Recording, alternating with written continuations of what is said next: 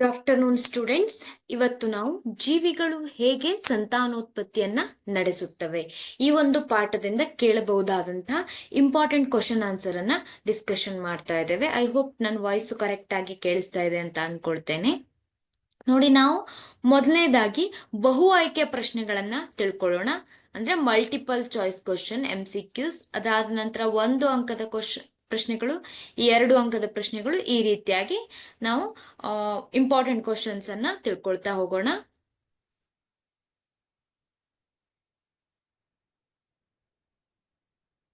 ಮೊದಲನೇ ಪ್ರಶ್ನೆಯನ್ನ ನೋಡಿ.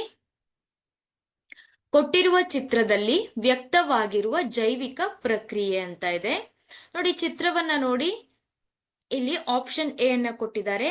ತುಂಡರಿಕೆ ವಿಧಾನದಿಂದ ಮರಿಜೀವಿಗಳ ಉತ್ಪಾದನೆ, ಬಹುವಿದಳನ ವಿಧಾನದಿಂದ ಮರಿಜೀವಿಗಳ ಉತ್ಪಾದನೆ, ವಿಶಿಷ್ಟ ಜೀವಕೋಶಗಳ ಅಭಿವರ್ಧನೆಯಿಂದ ಅಂಗಾಂಶಗಳ ಪುನರುತ್ಪಾದನೆ, ಕಾಯಜ ರೀತಿಯಿಂದ ಅಲೈಂಗಿಕ ಸಂತಾನೋತ್ಪತ್ತಿ ಅಂತ ಇದೆ. ಇಲ್ಲಿ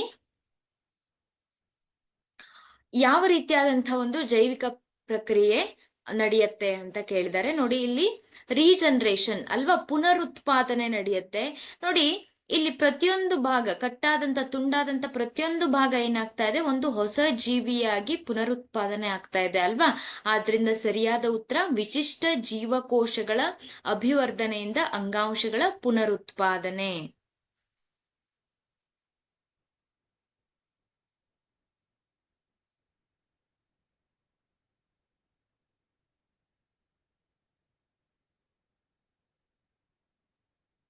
ಎರಡನೇ ಪ್ರಶ್ನೆಯನ್ನ ನೋಡಿ. ಮಾನವರಲ್ಲಿ ವೃಷಣಗಳು ಕಿಬ್ಬೊಟ್ಟೆಯ ಹೊರಗೆ ವೃಷಣ ಚೀಲದಲ್ಲಿರುತ್ತವೆ ಏಕೆಂದರೆ ಆಪ್ಷನ್ ಎ ವೃಷಣಗಳನ್ನ ಯಾಂತ್ರಿಕ ಆಘಾತಗಳಿಂದ ರಕ್ಷಿಸಲು, ವೀರ್ಯಾಣುಗಳ ಉತ್ಪಾದನೆಯನ್ನ ಹೆಚ್ಚಿಸಲು, ಆಪ್ಷನ್ ಸಿ ಟೆಸ್ಟೋಸ್ಟಿರಾನ್ ಹಾರ್ಮೋನ್ ಸ್ರವಿಕೆಯನ್ನ ನಿರ್ವಹಿಸಲು, ಆಪ್ಷನ್ ಡಿ ವೀರ್ಯಾಣುಗಳ ಉತ್ಪಾದನೆಗೆ ಅಗತ್ಯವಿರುವ ಉಷ್ಣತೆಯನ್ನ ನಿರ್ವಹಿಸಲು ಅಂತ ಇದೆ. ಇಲ್ಲಿ ಸರಿಯಾದ ಉತ್ತರ ಯಾವುದು? ಯಾಕೆ ವೃಷಣಗಳು ಕಿಬ್ಬೊಟ್ಟೆಯ ಹೊರಗೆ ವೃಷಣ ಚೀಲದಲ್ಲಿರುತ್ತವೆ? ಯಾಂತ್ರಿಕ ಆಘಾತಗಳಿಂದ ರಕ್ಷಿಸಲು ಅಲ್ಲ, ತಪ್ಪಾಗಿದೆ. ವೀರ್ಯಾಣುಗಳ ಉತ್ಪಾದನೆಯನ್ನ ಹೆಚ್ಚಿಸಲು, ಇದು ಕೂಡ ಸರಿಯಾದ ಉತ್ತರ ಅಲ್ಲ. ಟೆಸ್ಟೋಸ್ಟಿರಾನ್ ಹಾರ್ಮೋನ್ ಸ್ರವಿಕೆಯನ್ನ ನಿರ್ವಹಿಸಲು, ಇದು ಕೂಡ ಸರಿಯಾಗಿಲ್ಲ ಅಲ್ವಾ. ಸರಿಯಾದ ಉತ್ತರ ಯಾವುದು? ವೀರ್ಯಾಣುಗಳ ಉತ್ಪಾದನೆಗೆ ಅಗತ್ಯವಿರುವ ಉಷ್ಣತೆಯನ್ನ ನಿರ್ವಹಿಸಲು. ಆಪ್ಷನ್ ಡಿ ಸರಿಯಾದ ಉತ್ತರ. ನೋಡಿ, ಆಪ್ಷನ್ ಡಿ.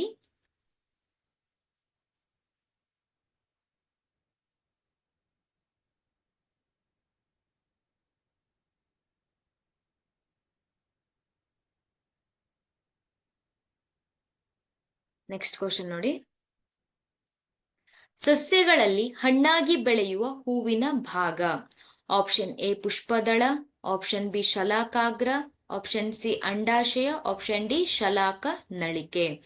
ಸಸ್ಯಗಳಲ್ಲಿ ಹಣ್ಣಾಗಿ ಬೆಳೆಯುವಂತಹ ಹೂವಿನ ಭಾಗ ಪುಷ್ಪದಳ ಇರಬಹುದು ಅಥವಾ ಶಲಾಕಾಗ್ರ ಇರಬಹುದು, ಇಲ್ಲಿ ಶಲಾಕ ನಳಿಕೆ ಇರಬಹುದು. ಇವೆಲ್ಲ ಏನಾಗತ್ತೆ, ಕಾಲಕ್ರಮೇಣ ಉದುರಿ ಹೋಗತ್ತೆ. ಆದ್ರೆ ಹಣ್ಣಾಗಿ ಬೆಳೆಯುವಂತ ಹೂವಿನ ಭಾಗ ಯಾವುದು? ಅಂಡಾಶಯ, ಓವರಿ ಅಂತ ಕರಿತೇವೆ ಅಲ್ವಾ. ಅಂಡಾಶಯ ಏನಾಗತ್ತೆ, ಅದು ಹಣ್ಣಾಗಿ ಬೆಳೆಯುವಂತ ಭಾಗ.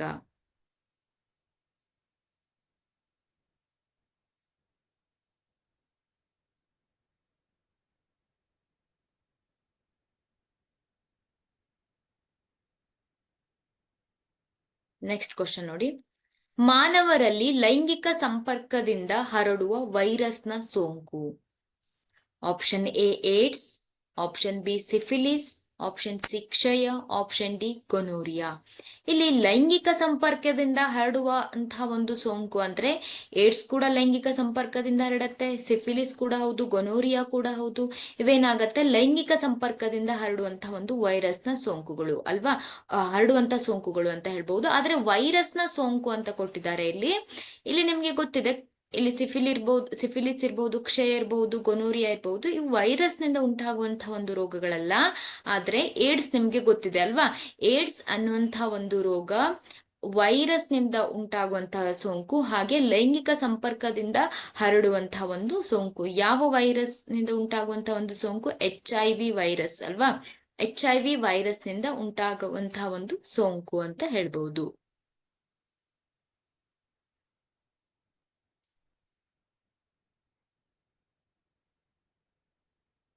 ನೋಡಿ, ಹೂವಿನ ಲೈಂಗಿಕ ಸಂತಾನೋತ್ಪತ್ತಿ ಕ್ರಿಯೆಯಲ್ಲಿ ಕಂಡುಬರುವ ಸರಿಯಾದ ಹಂತಗಳು. ಆಪ್ಷನ್ ಎ ಪರಾಗಸ್ಪರ್ಶ, ನಿಷೇಚನ, ಬೀಜ, ಭ್ರೂಣ. ಆಪ್ಷನ್ ಬಿ ಬೀಜ, ಭ್ರೂಣ, ನಿಷೇಚನ, ಪರಾಗಸ್ಪರ್ಶ. ಆಪ್ಷನ್ ಸಿ ಭ್ರೂಣ, ಬೀಜ, ಪರಾಗಸ್ಪರ್ಶ, ನಿಷೇಚನ. ಆಪ್ಷನ್ ಡಿ ಪರಾಗಸ್ಪರ್ಶ, ನಿಷೇಚನ, ಭ್ರೂಣ, ಬೀಜ ಅಲ್ವಾ? ಮೊದಲನೇದಾಗಿ ಲೈಂಗಿಕ ಸಂತಾನೋತ್ಪತ್ತಿಯಲ್ಲಿ ಏನಾಗುತ್ತೆ? ಪರಾಗಸ್ಪರ್ಶ ನಡೆಯುತ್ತೆ ಅಲ್ವಾ? ಗಂಡು ಲಿಂಗಾಣುಗಳು ಏನಾಗತ್ತೆ, ಅವು ಶಲಾಕಾಗ್ರದ ಮೂಲಕ ಏನಾಗತ್ತೆ, ಅವು ಹೆಣ್ಣು ಲಿಂಗಾಣುವನ್ನ ತಲುಪುತ್ತೆ. ಪರಾಗಸ್ಪರ್ಶ ಅಲ್ವಾ? ಪರಾಗಸ್ಪರ್ಶದ ನಂತರ ಏನಾಗತ್ತೆ? ಸರಿಯಾಗಿದೆ, ಪರಾಗಸ್ಪರ್ಶ ಅನ್ನುವಂಥದ್ದು ಮೊದಲನೇ ಹಂತ. ಬೀಜ ಉಂಟಾಗುವುದಿಲ್ಲ, ಭ್ರೂಣ ಉಂಟಾಗುವುದಿಲ್ಲ ಅಲ್ವಾ? ಆದ್ರಿಂದ ತಪ್ಪಾಗಿದೆ ಅಂತ ಹೇಳ್ಬಹುದು. ನಂತರ ನೋಡಿ, ಪರಾಗಸ್ಪರ್ಶದ ನಂತರ ಏನಾಗತ್ತೆ? ಗಂಡು ಲಿಂಗಾಣುಗಳು ಹೆಣ್ಣು ಲಿಂಗಾಣುಗಳು ಏನಾಗತ್ತೆ, ಅವು ನಿಷೇಚನ ಕ್ರಿಯೆಗೆ ಒಳಪಡುತ್ತೆ ಅಲ್ವಾ? ನಿಷೇಚನ ಎರಡನೇ ಹಂತ, ಸರಿಯಾಗಿದೆ. ನಂತರ ಬೀಜ, ಭ್ರೂಣ ಅಂತಾಗಿದೆ. ನಿಷೇಚನಗೊಂಡಂತಹ ಒಂದು ಇದೇನಾಗತ್ತೆ, ಅದು ಭ್ರೂಣವಾಗಿ ಬೆಳೆಯುತ್ತೆ. ನಂತರ ಏನಾಗತ್ತೆ, ಅದು ಬೀಜವಾಗಿ ಬೆಳೆಯುತ್ತೆ ಅಲ್ವಾ? ಆದ್ರಿಂದ ಸರಿಯ ಬೀಜ ಆದ ನಂತರ ಭ್ರೂಣ ಉಂಟಾಗೋದಿಲ್ಲ, ಭ್ರೂಣ ಏನಾಗುತ್ತೆ, ಬೀಜವಾಗುತ್ತೆ. ಆದ್ರಿಂದ ಆಪ್ಷನ್ ಡಿ ಸರಿಯಾದ ಉತ್ತರ. ಪರಾಗಸ್ಪರ್ಶ, ನಿಷೇಚನ, ಭ್ರೂಣ, ಬೀಜ.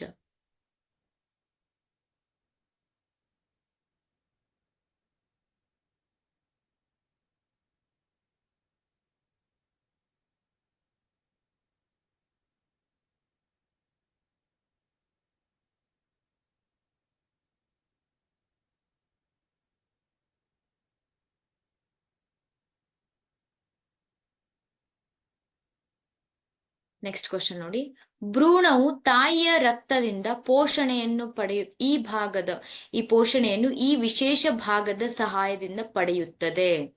ಆಪ್ಷನ್ ಎ ಅಂಡನಾಳ, ಆಪ್ಷನ್ ಬಿ ಅಂಡಾಶಯ, ಆಪ್ಷನ್ ಸಿ ಗರ್ಭಕೋಶ, ಆಪ್ಷನ್ ಡಿ ಜರಾಯು. ಭ್ರೂಣವು ತಾಯಿಯ ರಕ್ತದಿಂದ ಪೋಷಣೆಯನ್ನು ಯಾವ ಒಂದು ಭಾಗದಿಂದ ಪಡೆಯುತ್ತೆ? ಅಂಡನಾಳದಿಂದನ? ಇಲ್ಲ. ಅಂಡಾಶಯ? ಅದು ಕೂಡ ಸರಿಯಾಗಿಲ್ಲ. ಗರ್ಭಕೋಶದಿಂದ? ಅಲ್ಲ. ಯಾವ ಒಂದು ವಿಶೇಷ ಭಾಗದಿಂದ? ಜರಾಯು ಅನ್ನುವಂಥ ಒಂದು ವಿಶೇಷ ಭಾಗದಿಂದ. Option D ಜರಾಯು.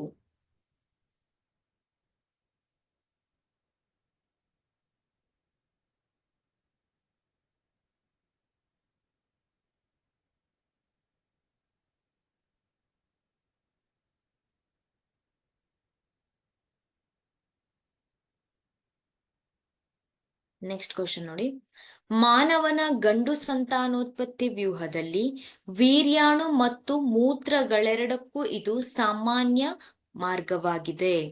ಆಪ್ಷನ್ ಎ ಮೂತ್ರ ವಿಸರ್ಜನಾ ನಾಳ, ಆಪ್ಷನ್ ಬಿ ಮೂತ್ರನಾಳ, ಆಪ್ಷನ್ ಸಿ ವೀರ್ಯನಾಳ, ಆಪ್ಷನ್ ಡಿ ಮೂತ್ರಕೋಶ. ಗಂಡು ಸಂತಾನೋತ್ಪತ್ತಿ ವ್ಯೂಹದಲ್ಲಿ ಏನಾಗತ್ತೆ, ವೀರ್ಯಾಣು ಮತ್ತು ಮೂತ್ರಗಳೆರಡು ಒಂದೇ ಒಂದು ಸಾಮಾನ್ಯ ಮಾರ್ಗದಲ್ಲಿ ಅವು ಚಲಿಸತ್ತೆ. ಹಾಗಾದ್ರೆ ಅದು ಯಾವ ಭಾಗ ಅಂತ ಕೇಳಿದ್ದಾರೆ? ಮೂತ್ರ ವಿಸರ್ಜನಾ ನಾಳ, ಮೂತ್ರನಾಳ, ವೀರ್ಯನಾಳ, ಮೂತ್ರಕೋಶ ಅಲ್ವಾ?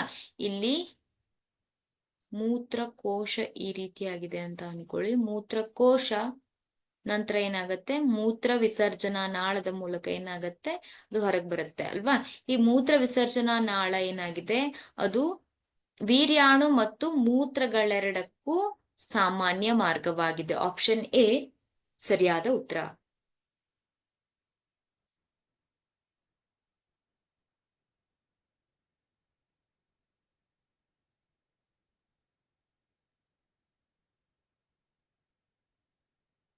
ನೆಕ್ಸ್ಟ್ ಕ್ವಶನ್ ನೋಡಿ, ಪ್ಲನೇರಿಯಾದಲ್ಲಿ ಮರಿಜೀವಿಗಳ ಉತ್ಪಾದನೆಯಲ್ಲಿ ಕಂಡುಬರುವ ಪ್ರಕ್ರಿಯೆ ಎಂದರೆ ಆಪ್ಷನ್ ಎ ದ್ವಿವಿದಳನ, ಆಪ್ಷನ್ ಬಿ ಪುನರುತ್ಪಾದನೆ, ಆಪ್ಷನ್ ಸಿ ಮೊಗ್ಗುವಿಕೆ, ಆಪ್ಷನ್ ಡಿ ತುಂಡರಿಕೆ.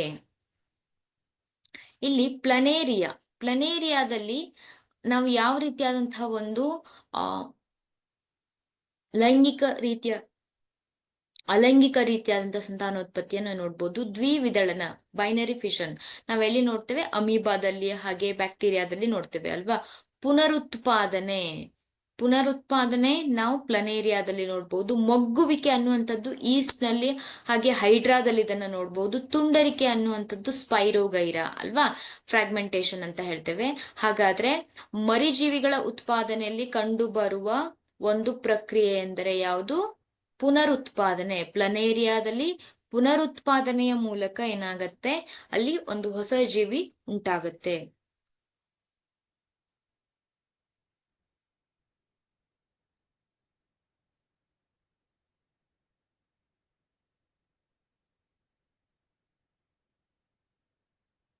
ನೆಕ್ಸ್ಟ್ ಕ್ವಶನ್ ನೋಡಿ, ಸ್ಪೈರೋಗೈರಾದಲ್ಲಿ ಕಂಡುಬರುವ ಸಂತಾನೋತ್ಪತ್ತಿಯ ವಿಧ.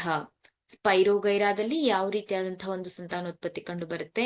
ಮೊಗ್ಗುವಿಕೆ, ತುಂಡರಿಕೆ, ಕಾಯಜ ಸಂತಾನೋತ್ಪತ್ತಿ, ಬೀಜಕಗಳ ಉತ್ಪಾದನೆ.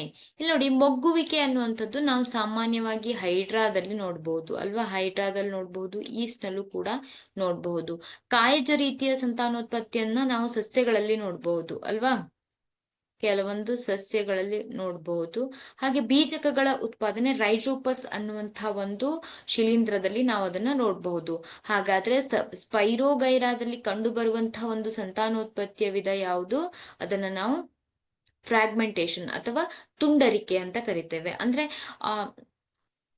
ತುಂಡರಿಕೆಯ ಮೂಲಕ ಬೇರೆ ಆದಂತಹ ಭಾಗ ಏನಾಗತ್ತೆ? ಅದು ಒಂದು ಹೊಸ ಜೀವಿಯಾಗತ್ತೆ. ಆದ್ರಿಂದ ನಾವೇನ್ ಹೇಳ್ತೇವೆ? ಸ್ಪೈರೋಗೈರಾದಲ್ಲಿ ತುಂಡರಿಕೆ ವಿಧಾನದಿಂದ ಸಂತಾನೋತ್ಪತ್ತಿ ಕಂಡು ಬರುತ್ತೆ.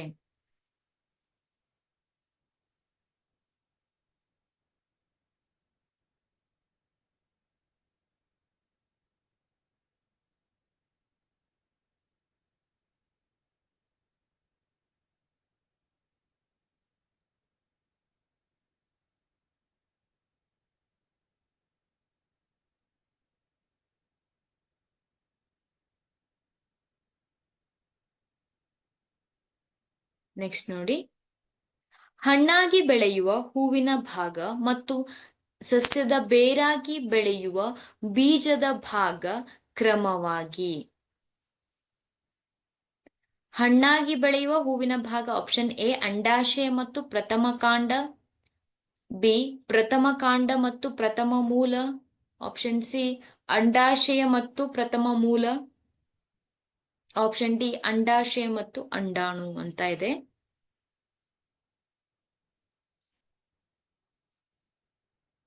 ಇಲ್ಲಿ ನೋಡಿ, ಹಣ್ಣಾಗಿ ಬೆಳೆಯುವಂತ ಹೂವಿನ ಭಾಗ ಯಾವುದು? ಅಂಡಾಶಯ ಅಂತ ಹೇಳ್ಬಹುದು. ನೋಡಿ, ಎ ಅಲ್ಲಿ ನಾವು ಅಂಡಾಶಯನ ನೋಡ್ಬಹುದು, ಹಾಗೆ ಸಿ ಮತ್ತೆ ಡಿ ದಲ್ಲಿ ಅಂಡಾಶಯ ಅಲ್ವಾ. ಇಲ್ಲಿ ಅಂಡಾಶಯವನ್ನ ನಾವು ನೋಡ್ಬಹುದು ಆಪ್ಷನ್ ಎ ಸಿ ಡಿ ದಲ್ಲಿ. ಹಾಗೆ ಸಸ್ಯದ ಬೇರಾಗಿ ಬೆಳೆಯುವಂತಹ ಭಾಗ ಪ್ರಥಮ ಕಾಂಡ, ಪ್ರಥಮ ಮೂಲ, ಇಲ್ಲೂ ಕೂಡ ಪ್ರಥಮ ಮೂಲ, ಅಂಡಾಣು ಅಂತ ಇದೆ. ಅಂಡಾಶಯ ಹಾಗೂ ಪ್ರಥಮ ಮೂಲ ಅಲ್ವಾ, ಆಪ್ಷನ್ ಸಿ ಸರಿಯಾದ ಉತ್ತರ.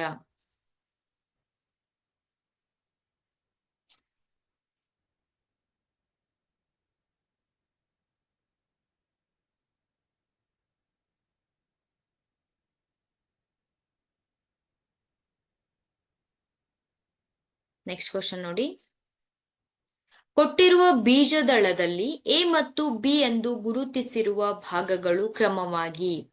ಎ ಹಾಗೂ ಬಿ ಎಂದು ಗುರುತಿಸಿರುವಂತಹ ಒಂದು ಭಾಗಗಳು: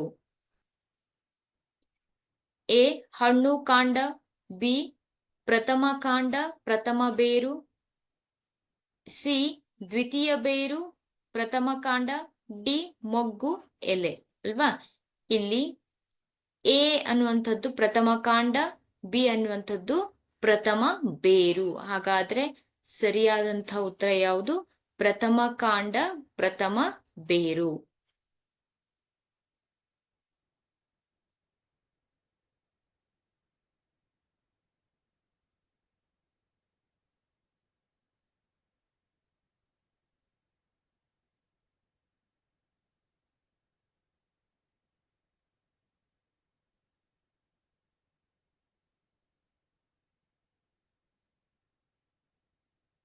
ನೆಕ್ಸ್ಟ್ ಕ್ವಶನ್ ನೋಡಿ, ಪರಾಗದ ವರ್ಗಾವಣೆ ಅದೇ ಹೂವಿನಲ್ಲಿ ನಡೆದರೆ ಅದನ್ನು ಡ್ಯಾಶ್ ಎನ್ನುವರು. ಯಾವ ರೀತಿಯಾದಂತಹ ಒಂದು ಪರಾಗಸ್ಪರ್ಶ ಅಂತ ಕರೀತಾರೆ? ಸ್ವಕೀಯ ಪರಾಗಸ್ಪರ್ಶ, ಪರಕೀಯ ಪರಾಗಸ್ಪರ್ಶ, ಅಂಡಾಶಯ ಯುಗ್ಮಜ ಅಲ್ವಾ? ಇಲ್ಲಿ ನೋಡಿ, ಇಲ್ಲಿ ಪರಾಗದ ವರ್ಗಾವಣೆ ಅದೇ ಹೂವಿನಲ್ಲಿ, ಒಂದೇ ಹೂವಿನಲ್ಲಿ ಗಂಡು ಸಂತಾನೋತ್ಪತ್ತಿ ವ್ಯೂಹ ಹಾಗೆ ಹೆಣ್ಣು ಸಂತಾನೋತ್ಪತ್ತಿ ವ್ಯೂಹ ಇದ್ರೆ ಏನಾಗತ್ತೆ? ಅಲ್ಲೇ ಪರಾಗಸ್ಪರ್ಶ ಒಂದೇ ಹೂವಿನಲ್ಲಿ ನಡೆಯುತ್ತೆ. ಅದನ್ನ ಏನಂತ ಕರೀತಾರೆ? ಸ್ವಕೀಯ ಪರಾಗಸ್ಪರ್ಶ ಅಲ್ವಾ? ಆಪ್ಷನ್ ಎ ಸರಿಯಾದ ಉತ್ತರ, ಸ್ವಕೀಯ ಪರಾಗಸ್ಪರ್ಶ.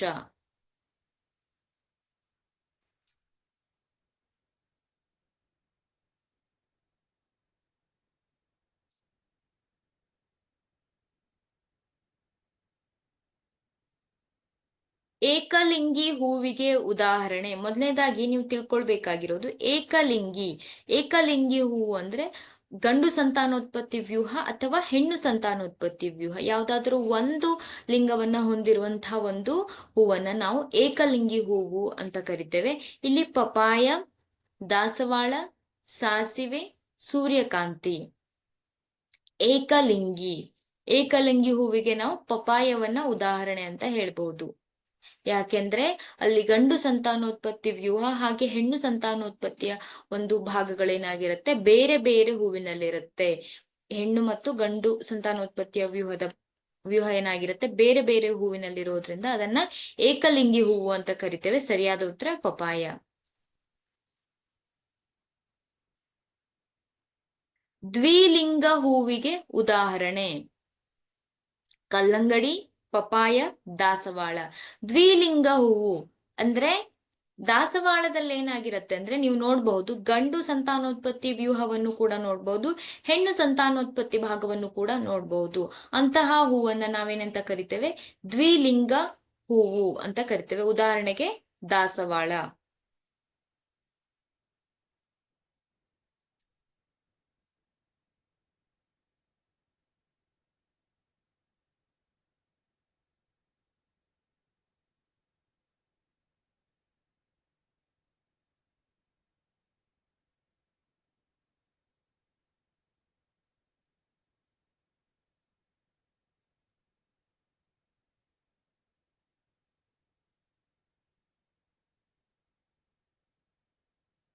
ನೆಕ್ಸ್ಟ್ ಕ್ವಶನ್ ನೋಡಿ, ಬೀಜಕಗಳ ಉತ್ಪಾದನೆ ಮಾಡುವ ಮೂಲಕ ಸಂತಾನೋತ್ಪತ್ತಿ ನಡೆಸುವ ಜೀವಿಗೆ ಉದಾಹರಣೆ.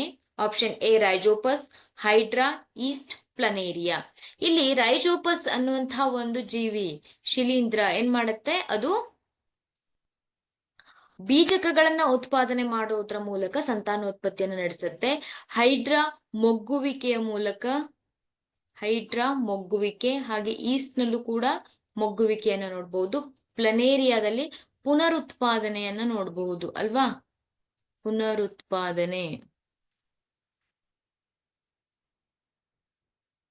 ಪ್ಲನೇರಿಯಾದಲ್ಲಿ ಪುನರುತ್ಪಾದನೆಯ ಮೂಲಕ ಸಂತಾನೋತ್ಪತ್ತಿ ನಡೆಯುವುದನ್ನ ನೋಡಬಹುದು.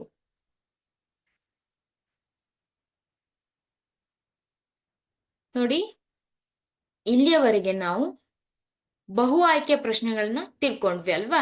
ಈಗ ಒಂದು ಅಂಕದ ಪ್ರಶ್ನೆಗಳನ್ನ ನಾವು ನೋಡ್ತಾ ಹೋಗೋಣ. ಒಂದು ಅಂಕಕ್ಕೆ ಕೇಳಬಹುದಾದಂತಹ ಒಂದು ಪ್ರಶ್ನೆಗಳು.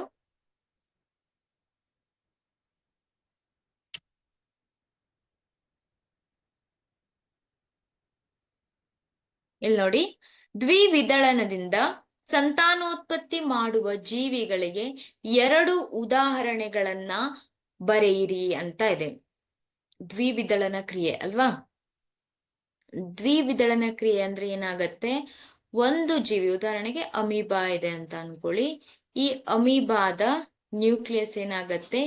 ಈ ರೀತಿಯಾಗಿ ಎರಡಾಗಿ ವಿಭಜನೆ ಆಗತ್ತೆ. ಹಾಗೆ ಅವುಗಳ ಕೋಶ ದ್ರವ್ಯ ಕೂಡ ವಿಭಜನೆಯಾಗಿ ಈ ರೀತಿಯಾಗಿ 2 ಹೊಸ ಜೀವಿಗಳಾಗಿ ಉತ್ಪಾದನೆಯಾದ್ರೆ ಏನಾಗತ್ತೆ? ಅದನ್ನ ದ್ವಿವಿದಳನ ಅಂತ ಕರಿತೇವೆ ಅಲ್ವಾ?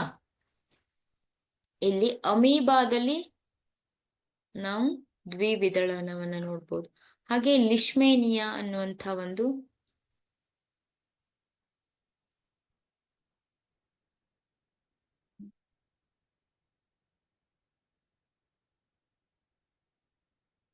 ಅಥವಾ ಕೆಲವು ಬ್ಯಾಕ್ಟೀರಿಯಾಗಳಲ್ಲಿ ದ್ವಿವಿದಳನದಿಂದ ಸಂತಾನೋತ್ಪತ್ತಿ ನಡೆಯುತ್ತೆ. ಅಮೀಬಾ, ಲಿಶ್ಮೇನಿಯಾ, ಬ್ಯಾಕ್ಟೀರಿಯಾ ಈ ಒಂದು ಜೀವಿಗಳಲ್ಲಿ ನಡೆಯುತ್ತೆ.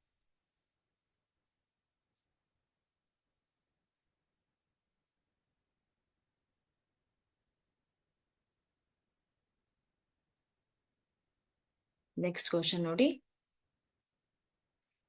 ಯಾವ ಸಸ್ಯದಲ್ಲಿ ಕಾಯಜ ರೀತಿಯ ಸಂತಾನೋತ್ಪತ್ತಿ ಎಲೆಯ ಮೂಲಕ ಉಂಟಾಗುತ್ತದೆ? ಅಂದ್ರೆ ಎಲೆಗಳನ್ನ ಹೊಸ ಒಂದು ಗಿಡವನ್ನ ಉತ್ಪಾದನೆ ಮಾಡ್ಲಿಕ್ಕೆ ಬಳಸ್ತಾರೆ. ಆ ಒಂದು ಎಲೆಯಿಂದ ಹೊಸ ಒಂದು ಗಿಡಗಳು ಉತ್ಪಾದನೆಯಾಗತ್ತೆ. ಹಾಗಾದ್ರೆ ಯಾವ ಸಸ್ಯದಲ್ಲಿ ಅಂತ ಕೇಳಿದ್ದಾರೆ. ಇಲ್ಲಿ ಬ್ರಯೋಫಿಲಮ್ ಅನ್ನುವಂಥ ಒಂದು ಸಸ್ಯದಲ್ಲಿ, ಬರ್ಕೊಳ್ಳಿ,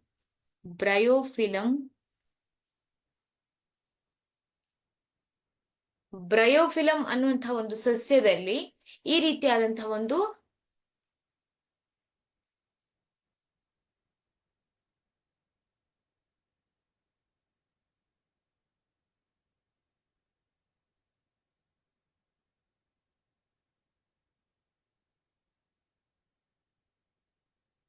ಬ್ರಯೋಫಿಲಮ್ ಅನ್ನುವಂತಹ ಒಂದು ಸಸ್ಯದಲ್ಲಿ ಎಲೆಯ ಮೂಲಕ ಸಂತಾನೋತ್ಪತ್ತಿ ನಡೆಯುತ್ತೆ.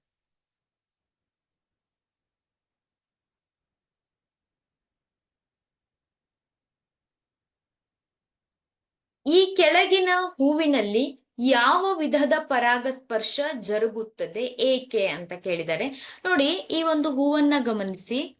ಇಲ್ಲಿ ನಾವು ಹೆಣ್ಣು ಸಂತಾನೋತ್ಪತ್ತಿಯ ಭಾಗವನ್ನ ಗಮನಿಸಬಹುದು ಅಲ್ವಾ? ಅಂಡಾಶಯವನ್ನು, ಶಲಾಕನಳಿಕೆಯನ್ನು, ಶಲಾಕಾಗ್ರವನ್ನ ಗಮನಿಸಬಹುದು. ಆದ್ರೆ ಗಂಡು ಸಂತಾನೋತ್ಪತ್ತಿಯ ವ್ಯೂಹವನ್ನ ನಾವಿಲ್ಲಿ ಗಮನಿಸ್ಲಿಕ್ಕೆ ಸಾಧ್ಯ ಇಲ್ಲ. ಇಲ್ಲಿ ಕಾಣಿಸ್ತಾ ಇಲ್ಲ ಅಲ್ವಾ? ಯಾವ ಒಂದು ಪರಾಗಸ್ಪರ್ಶ ನಡೆಯುತ್ತೆ? ಪರಕೀಯ ಪರಾಗಸ್ಪರ್ಶ ನಡೆಯುತ್ತೆ. ಪರಕೀಯ ಪರಾಗಸ್ಪರ್ಶ. ಯಾಕೆ ಪರಕೀಯ ಪರಾಗಸ್ಪರ್ಶ ನಡೆಯುತ್ತೆ? ನೋಡಿ, ಬೇರೆ ಒಂದು ಹೂವಿನಿಂದ ಪರಾಗರೇಣುಗಳು ಏನಾಗ್ಬೇಕು? ಅವು ಈ ಒಂದು ಶಲಾಕಾಗ್ರವನ್ನ ಪ್ರವೇಶಿಸಬೇಕು ಅಲ್ವಾ? ಆದ್ರಿಂದ ಪರಕೀಯ ಪರಾಗಸ್ಪರ್ಶ ಉಂಟಾಗುತ್ತದೆ. ಏಕೆಂದರೆ ಇಲ್ಲಿ ಕೇವಲ ಹೆಣ್ಣು ಸಂತಾನೋತ್ಪತ್ತಿಯ ವ್ಯೂಹ ಮಾತ್ರ ಇದೆ ಅಲ್ವಾ? ಕೊಟ್ಟಿರುವಂತಹ ಹೂವಿನಲ್ಲಿ ಕೇವಲ ಹೆಣ್ಣು ಸಂತಾನೋತ್ಪತ್ತಿಯ ಅಂಗ ಇದೆ. ಆದ್ದರಿಂದ ಇಲ್ಲಿ ಪರಕೀಯ ಪರಾಗಸ್ಪರ್ಶ ನಡೆಯುತ್ತದೆ. ಏಕೆ ಅಂತಾನೂ ಕೂಡ ಕೇಳಿದ್ದಾರೆ.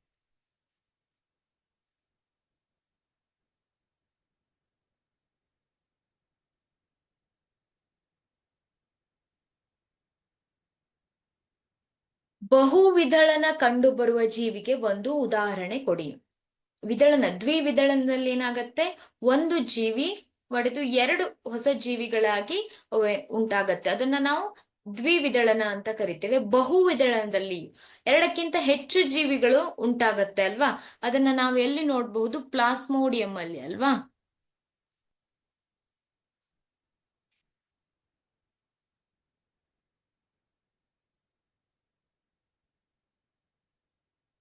ಪ್ಲಾಸ್ಮೋಡಿಯಂನಲ್ಲಿ ನಾವು ಬಹುವಿದಳನವನ್ನ ನೋಡಬಹುದು.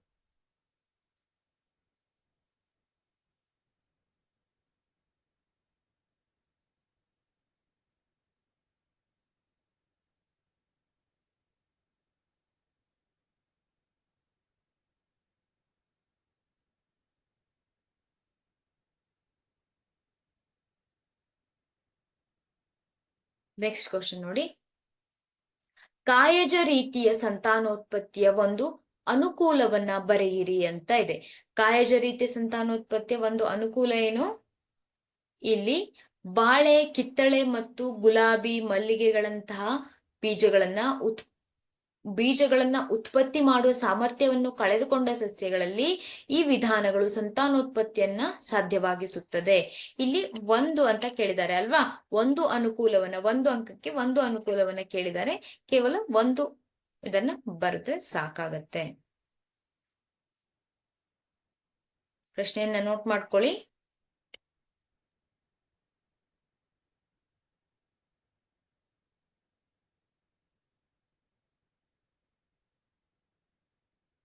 ಅಲೈಂಗಿಕ ಸಂತಾನೋತ್ಪತ್ತಿ ಎಂದರೇನು? ಅಲೈಂಗಿಕ ಸಂತಾನೋತ್ಪತ್ತಿ ಎಂದರೇನು? ಪ್ರಶ್ನೆನ ನೋಟ್ ಮಾಡ್ಕೊಳ್ಳಿ. ಅಥವಾ ಲೈಂಗಿಕ ಸಂತಾನೋತ್ಪತ್ತಿ ಎಂದರೇನು ಅದನ್ನು ಕೂಡ ನೋಟ್ ಮಾಡ್ಕೊಳ್ಳಿ. ಇಲ್ಲಿ ಹೊಸ ಪೀಳಿಗೆಗಳು ಒಂದೇ ಒಂದು ಜೀವಿಯಿಂದ ಸೃಷ್ಟಿಯಾದರೆ ಇದನ್ನು ಅಲೈಂಗಿಕ ಸಂತಾನೋತ್ಪತ್ತಿ ಎನ್ನುವರು.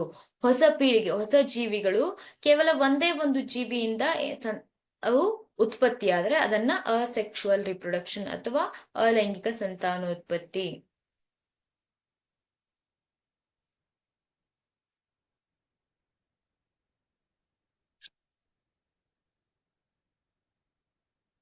ನೆಕ್ಸ್ಟ್ ಕ್ವಶನ್ ನೋಡಿ, ಗರ್ಭಧಾರಣೆಯನ್ನ ತಡೆಯುವ 2 ವಿಧಾನಗಳನ್ನ ತಿಳಿಸಿ ಅಂತ ಇದೆ. ಗರ್ಭಧಾರಣೆಯನ್ನ ಯಾವ ಯಾವ ವಿಧಾನದಲ್ಲಿ ತಡೆಗಟ್ಟಬಹುದು ಅಂತ. ಕಾಂಡೋಮ್ಗಳ ಬಳಕೆ ಇರಬಹುದು, ಬಾಯಿಯ ಮೂಲಕ ಮಾತ್ರೆಗಳ ಸೇವನೆ, ಕಾಪರ್ ಟಿ ಮತ್ತು ಇತರ ವಿಧಾನಗಳ ಮೂಲಕ ಗರ್ಭಧಾರಣೆಯನ್ನ ತಡೆಯಲಾಗತ್ತೆ. ನೋಡಿ, ಇಂಪಾರ್ಟೆಂಟ್ ಇದೆ, ಗರ್ಭಧಾರಣೆ ತಡೆಯುವ 2 ವಿಧಾನಗಳನ್ನ ಬರೆಯಿರಿ ಅಂತ ಇದೆ.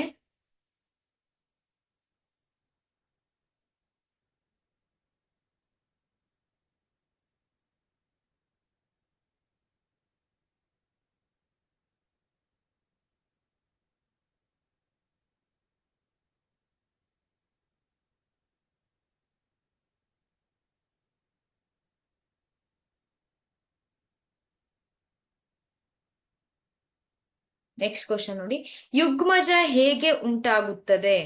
ಯುಗ್ಮಜ ಹೇಗೆ ಉಂಟಾಗುತ್ತದೆ ಅಂತ ಇದೆ. ನೋಡಿ,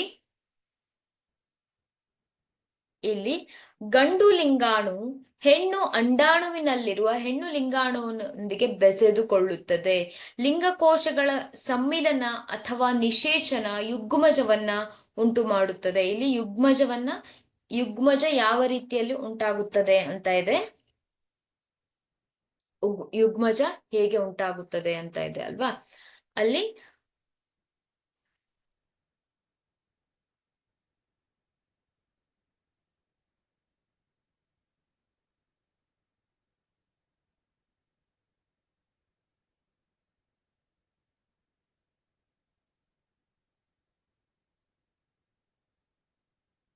ಭಿನ್ನತೆಯ ಉಪಯುಕ್ತತೆ ಏನು? ಭಿನ್ನತೆಯು ಪ್ರಭೇದಗಳು ಬದುಕುಳಿಯಲು ಉಪಯುಕ್ತವಾಗಿದೆ ಅಲ್ವಾ. ಭಿನ್ನತೆ, ಒಂದು ಜೀವಿಗಳಿಂದ ಇನ್ನೊಂದು ಜೀವಿಗೆ ಇರುವ ಭಿನ್ನತೆ ಇರುತ್ತೆ ಅಲ್ವಾ. ಆ ಭಿನ್ನತೆಯಿಂದ ಏನಾಗತ್ತೆ ಅಂದ್ರೆ ಪ್ರಭೇದಗಳು ಬದುಕುಳಿಯಲು, ಆ ಒಂದು ಪರಿಸರಕ್ಕೆ ಹೊಂದಿಕೊಳ್ಳಿಕ್ಕೆ ಆ ಒಂದು ಭಿನ್ನತೆಗಳು ಸಹಾಯ ಮಾಡುತ್ತೆ. ಆದ್ರಿಂದ ಆ ಭಿನ್ನತೆಗಳಿಂದಾಗಿ ಪ್ರಭೇದಗಳು ಬದುಕುಳಿಯಲಿಕ್ಕೆ ಉಪಯುಕ್ತವಾಗಿದೆ. ನೋಡಿ, ಕಾಲಾ ಅಜಾರ್ ರೋಗಕ್ಕೆ ಕಾರಣವಾಗುವ ಜೀವಿ ಯಾವುದು ಅಂತ ಇದೆ.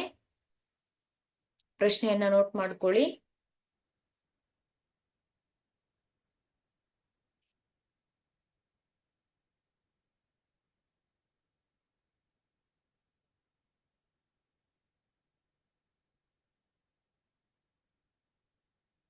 ಸರಿಯಾದ ಉತ್ತರ ಲಿಶ್ಮೇನಿಯಾ. ನೋಡಿ, ಒಂದು ಹೂವಿನ ನೀಳಛೇದ ನೋಟವನ್ನ ತೋರಿಸುವ ಚಿತ್ರವನ್ನ ಬರೆದು ಅಂಡಾಶಯವನ್ನ ಗುರುತಿಸಿ ಅಂತ ಇದೆ. ಈ ಒಂದು ಚಿತ್ರವನ್ನ ಕೇಳ್ತಾರೆ, 2 ಅಂಕದ ಪ್ರಶ್ನೆಯಾಗಿ ಕೇಳ್ತಾರೆ. ನೋಡಿ, ಹೂವಿನ ನೀಳಛೇದ ನೋಟದ ಚಿತ್ರ, ಹಾಗೆ ಭಾಗವನ್ನ ಗುರುತಿಸ್ತಿದ್ದಾರೆ. ಇಲ್ಲಿ ಶಲಾಕಾಗ್ರ, ಶಲಾಕ ನಳಿಕೆ ಇಂಗ್ಲಿಷ್ ಅಲ್ಲಿ ಇದೆ, ಬಟ್ ತುಂಬಾ ಇಂಪಾರ್ಟೆಂಟ್ ಆಗಿರುವಂತ ಚಿತ್ರವನ್ನ ಪ್ರಾಕ್ಟೀಸ್ ಮಾಡ್ಕೊಳ್ಳಿ. ಹಾಗೆ ಭಾಗಗಳನ್ನ ಗುರುತಿಸೋದನ್ನ, ಅಂಡಾಶಯ ಅಂತ ಇದೆ ಅಲ್ವಾ, ಅಂಡಾಶಯ, ಇದನ್ನ ನಾವು ಅಂಡಾಶಯ ಅಂತ ಕರಿತೇವೆ ಅಲ್ವಾ. ಅಂಡಾಶಯವನ್ನ ಗುರುತಿಸಿ ಅಂತ ಇದೆ.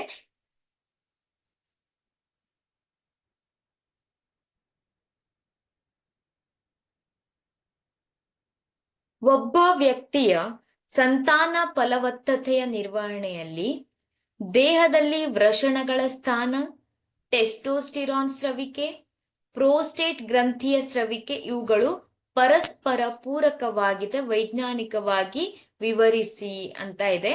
ಪ್ರಶ್ನೆಯನ್ನ ನೋಟ್ ಮಾಡ್ಕೊಳ್ಳಿ.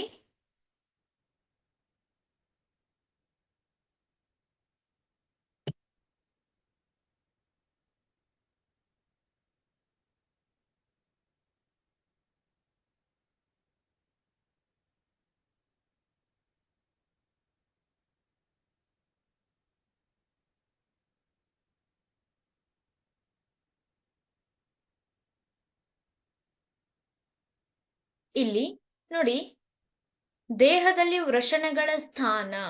ವೃಷಣಗಳೇನಾಗಿರುತ್ತೆ, ಕಿಬ್ಬೊಟ್ಟೆಯ ವೃಷಣ ಚೀಲದಲ್ಲಿರುತ್ತೆ. ಅಲ್ಲಿ ಕಡಿಮೆ ಒಂದು ಉಷ್ಣತೆ ಇರೋದ್ರಿಂದ ಏನಾಗತ್ತೆ, ವೀರ್ಯಾಣುಗಳ ಉತ್ಪಾದನೆಗೆ ಸಹಾಯಕವಾಗಿದೆ. ಟೆಸ್ಟೋಸ್ಟಿರಾನ್ನ ಸ್ರವಿಕೆ. ಟೆಸ್ಟೋಸ್ಟಿರಾನ್ ಹಾರ್ಮೋನು ವೀರ್ಯಾಣುಗಳ ಉತ್ಪಾದನೆಯನ್ನ ನಿಯಂತ್ರಿಸುತ್ತೆ. ಹಾಗೆ ಗಂಡು ಮಕ್ಕಳಲ್ಲಿ ಲೈಂಗಿಕ ಬದಲಾವಣೆಗೂ ಕೂಡ ಈ ಒಂದು ಟೆಸ್ಟೋಸ್ಟಿರಾನ್ ಹಾರ್ಮೋನು ಕಾರಣವಾಗಿದೆ. ಪ್ರೋಸ್ಟೇಟ್ ಗ್ರಂಥಿಯ ಸ್ರವಿಕೆ. ಪ್ರೋಸ್ಟೇಟ್ ಗ್ರಂಥಿಯ ಸ್ರವಿಕೆಗಳೇನಾಗತ್ತೆ, ಅವು ವೀರ್ಯಾಣುವಿನೊಂದಿಗೆ ಮಿಶ್ರಣ ಹೊಂದಿ ವೀರ್ಯಾಣುಗಳಿಗೆ ಬೇಕಾದಂತಹ ಒಂದು ಪೋಷಣೆಯನ್ನ ಒದಗಿಸುತ್ತೆ. ವೀರ್ಯಾಣುಗಳು ವೃಷಣಗಳಲ್ಲಿ ಉತ್ಪತ್ತಿಯಾಗುತ್ತವೆ. ಇವುಗಳು ಕಿಬ್ಬೊಟ್ಟೆಯ ಹೊರಗೆ ವೃಷಣ ಚೀಲದಲ್ಲಿರುತ್ತವೆ, ಏಕೆಂದರೆ ವೀರ್ಯಾಣುಗಳ ಉತ್ಪಾದನೆಗೆ ದೇಹದ ಉಷ್ಣತೆಗಿಂತ ಕಡಿಮೆ ಉಷ್ಣತೆಯ ಅವಶ್ಯಕತೆ ಇದೆ ಅಲ್ವಾ. ಹಾಗೆ ಟೆಸ್ಟೋಸ್ಟಿರಾನ್ ವೀರ್ಯಾಣುಗಳ ಉತ್ಪಾದನೆಯ ನಿಯಂತ್ರಣ ಮಾಡುತ್ತೆ. ಹಾಗೆ ವೀರ್ಯಾಣುಗಳ ಸಾಗಾಣಿಕೆಯನ್ನ ಸುಲಭಗೊಳಿಸುತ್ತದೆ. ಮತ್ತು ಮೂರನೇದಾಗಿ ಪ್ರೋಸ್ಟೇಟ್ ಗ್ರಂಥಿಯ ಸ್ರವಿಕೆ ಏನ್ ಮಾಡುತ್ತೆ, ವೀರ್ಯಾಣುಗಳ ಸಾಗಾಣಿಕೆಯನ್ನು ಸುಲಭಗೊಳಿಸುತ್ತದೆ ಮತ್ತು ಅವುಗಳಿಗೆ ಪೋಷಣೆಯನ್ನ ಒದಗಿಸುತ್ತದೆ. ಆದ್ರಿಂದ ನಾವೇನ್ ಹೇಳ್ಬಹುದು, ಇಲ್ಲಿ ಇವು ಪರಸ್ಪರ ಪೂರಕವಾಗಿದೆ ಅಂತ ಹೇಳ್ಬಹುದು.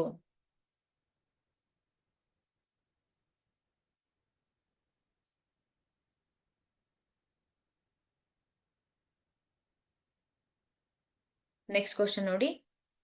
ಲೈಂಗಿಕ ಮತ್ತು ಅಲೈಂಗಿಕ ಸಂತಾನೋತ್ಪತ್ತಿಗೆ ಇರುವ ವ್ಯತ್ಯಾಸ ಬರೆಯಿರಿ ಅಂತ ಇದೆ. ಲೈಂಗಿಕ ಸಂತಾನೋತ್ಪತ್ತಿ ಅಂದ್ರೆ ಏನು, ಅಲೈಂಗಿಕ ಸಂತಾನೋತ್ಪತ್ತಿ ಅಂದ್ರೆ ಏನು, ಉದಾಹರಣೆಗಳನ್ನ ಬರೆದು ನೀವು ವ್ಯತ್ಯಾಸವನ್ನ ಬರಿಬಹುದು.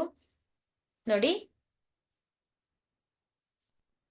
ವ್ಯತ್ಯಾಸವನ್ನ ಬರಿಬೇಕಾದ್ರೆ ಯಾವ ರೀತಿಯಾಗಿ ಬರಿಬೇಕು ಅನ್ನೋದು ನಿಮ್ಗೆ ಗೊತ್ತಿದೆ. 2 ಭಾಗಗಳನ್ನ ಮಾಡ್ಕೊಳ್ಳಿ. ಈ ರೀತಿಯಾಗಿ ವ್ಯತ್ಯಾಸವನ್ನ ಬರಿಬೇಕಾದ್ರೆ ಅಲ್ವಾ, ನೀಟಾಗಿ ಇಲ್ಲಿ ಲೈಂಗಿಕ ಸಂತಾನೋತ್ಪತ್ತಿಯ ಪಾಯಿಂಟ್ಸ್ ಅನ್ನ ಬರಿಬೇಕು.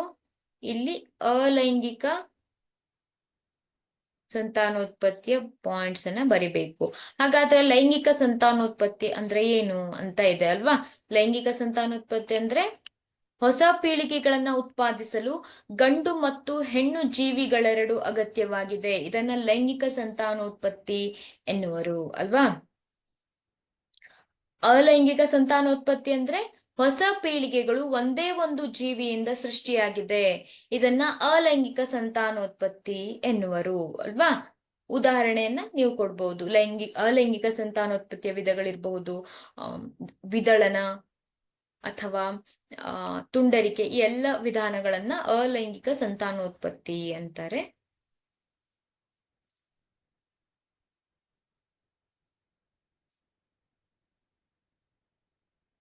ನೆಕ್ಸ್ಟ್ ಕ್ವಶನ್ ನೋಡಿ. ಟೆಸ್ಟೋಸ್ಟಿರಾನ್ ಹಾರ್ಮೋನಿನ ಕಾರ್ಯವನ್ನ ಬರೆಯಿರಿ ಅಂತ ಇದೆ. ಕ್ವಶನ್ ನೋಟ್ ಮಾಡ್ಕೊಳ್ಳಿ.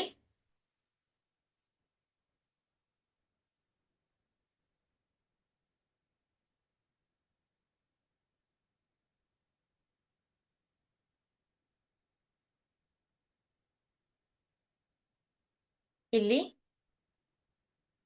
ವೀರ್ಯಾಣುಗಳ ಉತ್ಪಾದನೆಯ ನಿಯಂತ್ರಣದ ಜೊತೆಗೆ ಟೆಸ್ಟೋಸ್ಟಿರಾನ್ ಹುಡುಗರಲ್ಲಿ ಪ್ರೌಢಾವಸ್ಥೆಯ ಸಮಯದಲ್ಲಿ ಕಂಡುಬರುವ ದೈಹಿಕ ಬದಲಾವಣೆಗಳಿಗೆ ಕಾರಣವಾಗಿದೆ. ಇಲ್ಲೇನ್ ಮಾಡುತ್ತೆ,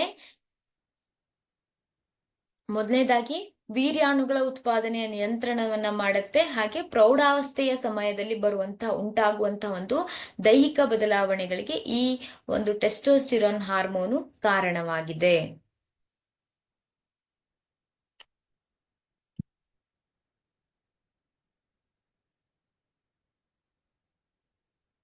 ಲೈಂಗಿಕ ಸಂಪರ್ಕದಿಂದ ಹರಡುವ ರೋಗಗಳನ್ನ ಹೆಸರಿಸಿ ಅಂತ ಇದೆ. ಇಲ್ಲಿ 1 ಅಥವಾ 2 ಅಂಕಕ್ಕೆ ಕೇಳಬಹುದಾದಂತ ಪ್ರಶ್ನೆ. 4 ರೋಗಗಳ ಹೆಸರನ್ನ ನೀವು ಬರಿಬೇಕು.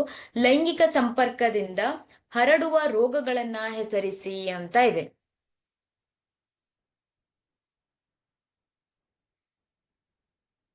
ನೋಡಿ, ಗೊನೋರಿಯಾ ಮತ್ತು ಸಿಫಿಲಿಸ್ ನಂತಹ ಬ್ಯಾಕ್ಟೀರಿಯಾ ಸೋಂಕುಗಳು ಹಾಗೂ ಪ್ರಜನನಾಂಗದ ಮೇಲಿನ ಗುಳ್ಳೆಗಳು, HIV ಏಡ್ಸ್ ನಂತಹ ವೈರಸ್ನ ಸೋಂಕುಗಳು ಏನಾಗತ್ತೆ, ಅವು ಲೈಂಗಿಕ ಸಂಪರ್ಕದಿಂದ ಹರಡುವಂತಹ ರೋಗಗಳು. ಗೊನೋರಿಯಾ, ಸಿಫಿಲಿಸ್ ಹಾಗೆ ಪ್ರಜನನಾಂಗದ ಮೇಲಿನ ಗುಳ್ಳೆಗಳು, HIV, ಏಡ್ಸ್ ಗಳಂತಹ ಸೋಂಕುಗಳು. ಇಲ್ಲಿ ಗೊನೋರಿಯಾ ಮತ್ತು ಸಿಫಿಲಿಸ್ ಬ್ಯಾಕ್ಟೀರಿಯಾದ ಸೋಂಕುಗಳಾಗಿದ್ರೆ ಏಡ್ಸ್ ಅನ್ನುವಂಥದ್ದು ಅದು ವೈರಸ್ನಿಂದ ಉಂಟಾಗುವಂತಹ ಒಂದು ಸೋಂಕಾಗಿದೆ.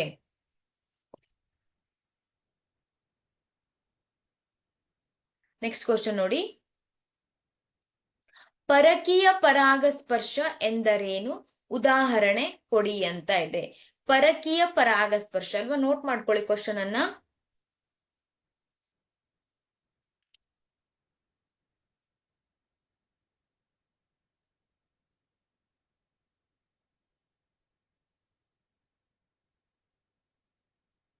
ಇಲ್ಲಿ ಪರಾಗವು ಒಂದು ಹೂವಿನಿಂದ ಇನ್ನೊಂದು ಹೂವಿಗೆ ವರ್ಗಾವಣೆಗೊಂಡರೆ ಅದನ್ನ ಪರಕೀಯ ಪರಾಗಸ್ಪರ್ಶ ಎನ್ನುವರು.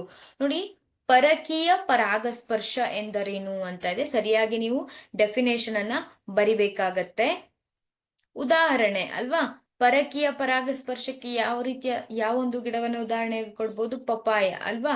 ಪಪಾಯ ಗಿಡದಲ್ಲಿ ಏನಾಗತ್ತೆ, ಪರಕೀಯ ಪರಾಗಸ್ಪರ್ಶ ಅಂದ್ರೆ ಕ್ರಾಸ್ ಪಾಲಿನೇಷನ್ ಉಂಟಾಗತ್ತೆ.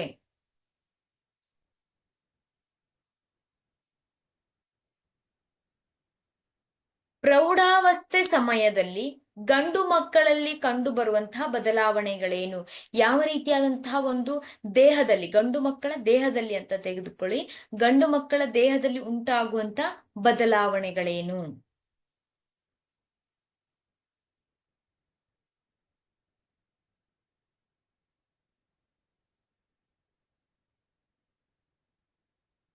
ಇಲ್ಲಿ ಹುಡುಗರಲ್ಲಿ ಮುಖದ ಮೇಲೆ ಹೊಸದಾಗಿ ಕೂದಲುಗಳು ಕಾಣಿಸಿಕೊಳ್ಳುತ್ತವೆ ಮತ್ತು ಅವರ ಧ್ವನಿ ಒಡೆಯಲು ಪ್ರಾರಂಭವಾಗುತ್ತದೆ. ಹಗಲು ಗನಸಿನಲ್ಲಿ ಅಥವಾ ರಾತ್ರಿ ವೇಳೆಯ ಶಿಶ್ನವು ಆಗಾಗ್ಗೆ ದೊಡ್ಡದಾಗುತ್ತದೆ ಮತ್ತು ನಿಮಿರುತ್ತದೆ. ಈ ಎಲ್ಲ ಒಂದು ಲಕ್ಷಣಗಳನ್ನ ನಾವು ಪ್ರೌಢಾವಸ್ಥೆಯಲ್ಲಿ ಉಂಟಾಗುವಂತಹ ಒಂದು ಬದಲಾವಣೆಗಳು ಅಂತ ಹೇಳ್ಬಹುದು.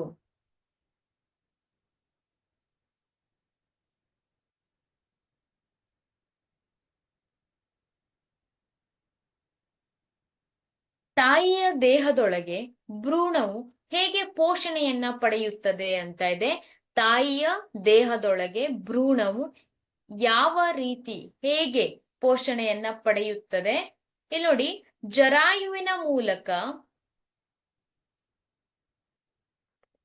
ಜರಾಯುವಿನ ಮೂಲಕ ಭ್ರೂಣವು ತಾಯಿಯ ರಕ್ತದ ಮೂಲಕ ಪೋಷಣೆ ಪಡೆಯುತ್ತೆ. ಅಂದ್ರೆ ತಾಯಿಯ ರಕ್ತದಲ್ಲಿರುವಂತಹ ಒಂದು ಅಂಶಗಳನ್ನ ಏನು ಮಾಡುತ್ತೆ, ಅದು ಜರಾಯುವಿನ ಮೂಲಕ ಆ ಒಂದು ಭ್ರೂಣವನ್ನ ತಲುಪುತ್ತೆ. ಹಾಗೆ ಭ್ರೂಣದ ಅಂಗಾಂಶ ಭಾಗದಲ್ಲಿ ವಿಲ್ಲೈಗಳನ್ನ ಹೊಂದಿದೆ ಮತ್ತು ತಾಯಿಯ ಕಡೆಗಿನ ಭಾಗದಲ್ಲಿ ವಿಲ್ಲೈಗಳನ್ನ ಸುತ್ತುವರಿದಂತೆ ರಕ್ತಾವಕಾಶಗಳಿದೆ. ಹಾಗೆ ಇದು ತಾಯಿಯಿಂದ ಭ್ರೂಣಕ್ಕೆ ಗ್ಲುಕೋಸ್ ಮತ್ತೆ ಆಕ್ಸಿಜನ್, ಪ್ರಮುಖವಾಗಿ ಆಕ್ಸಿಜನ್ ಬೇಕಾಗತ್ತೆ ಅಲ್ವಾ. ಹಾಗೆ ಆ ಆಕ್ಸಿಜನ್ ಅನ್ನ ಹಾಗೆ ಗ್ಲುಕೋಸ್ ಅನ್ನ ಹಾದು ಹೋಗಲು ವಿಶಾಲ ಮೇಲ್ಮೈಯನ್ನ ಒದಗಿಸುತ್ತದೆ.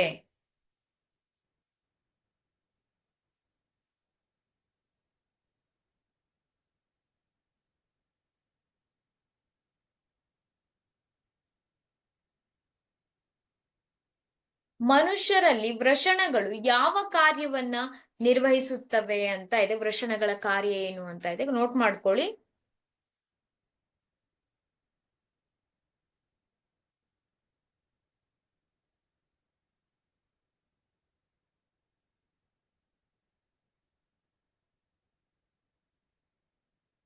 ಗಂಡು ಲಿಂಗಾಣುಗಳು ಅಥವಾ ವೀರ್ಯಾಣುಗಳು ವೃಷಣಗಳಲ್ಲಿ ಉತ್ಪತ್ತಿಯಾಗುತ್ತವೆ. ಗಂಡು ಲಿಂಗಾಣು ವ್ಯೂಹದ ವೃಷಣದಲ್ಲಿ ಈ ಗಂಡು ಲಿಂಗಾಣುಗಳು ಅಥವಾ ವೀರ್ಯಾಣುಗಳು ಉಂಟಾಗುತ್ತವೆ. ಕಾಯಜ ಸಂತಾನೋತ್ಪತ್ತಿಯ ಅನುಕೂಲತೆಯನ್ನ ಬರೆಯಿರಿ ಅಂತ ಇದೆ. ನೋಡಿ, ಕಾಯಜ ಸಂತಾನೋತ್ಪತ್ತಿಯ ಅನುಕೂಲತೆಯನ್ನ ಬರೆಯಿರಿ. ಪ್ರಶ್ನೆಯನ್ನ ನೋಟ್ ಮಾಡ್ಕೊಳ್ಳಿ.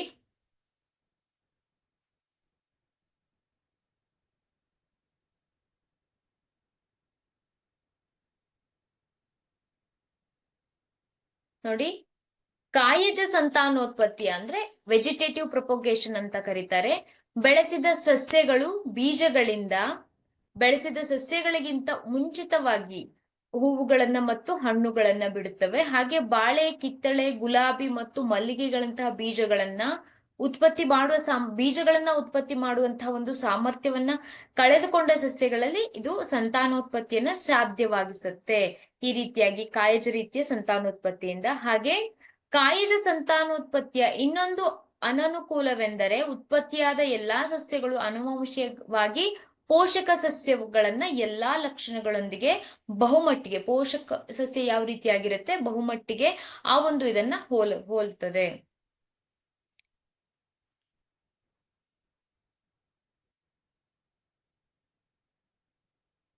ಓಕೆ ಸ್ಟೂಡೆಂಟ್ಸ್, ನಾನಿಲ್ಲಿ ಕ್ಲಾಸ್ ಅನ್ನ ಸ್ಟಾಪ್ ಮಾಡ್ತಾ ಇದ್ದೀನಿ. ನಾನು ನೆಕ್ಸ್ಟ್ ಕ್ಲಾಸ್ ಅಲ್ಲಿ ಕಂಟಿನ್ಯೂ ಮಾಡ್ತೇನೆ. Thank you.